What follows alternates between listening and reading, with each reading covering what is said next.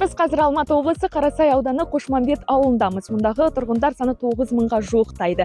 Ал мектеп жалғыз. Білім ошағы мәселесі елді мекенде өте өткір тұр және қуанышты жаңалық. Биыл Қошмамбет ауылында 1200 орынға шақталған жайлы мектеп ұлттық жобасы аясында жаңа оқу орны қолданысқа тапсырылады. Біз осы Қошмамбет ауылында тұрамыз. Уже 10 жылдай болды. Бұл мектепті біз шыны керек 10 жылдан бері күттік.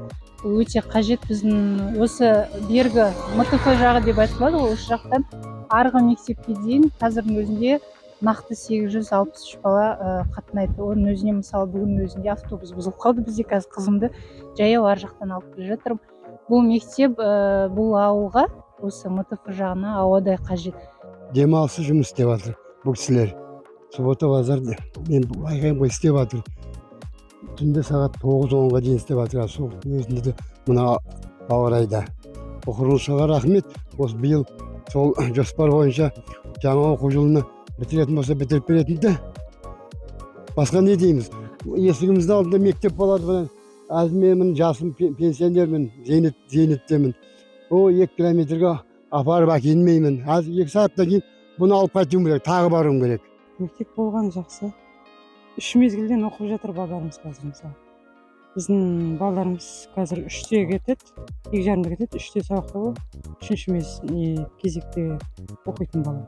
Ал осы мектеп ауылымызға салынып жатыр. Қуанып жатыр бәрі.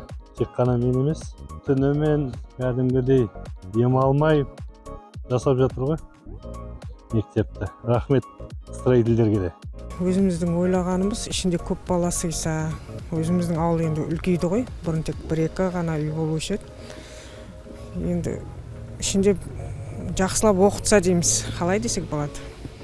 Углубленно дейді ғой орысша. Сондай бір оқушылар шықса, бір білікті маманды осы жерден, сондай мұғалімдер келсе дейміз. Осы Қошмамбет тұрғынымыз, осында тұрамыз. Бізге жақсы болды қайта соғып отқан. Өте дұрыс. Ертерек бітсе сентябрьге дейін балалар осында барады. Жайлы мектептің мердігері КСМУ жауапкершілігі шектеулі серіктестігі. Компания жұмысты өткен жылдың тамызында бастаған. Қазір мамандармен нысан қаңқасын тұрғызу бойынша ауқымды шаруа атқарылуда.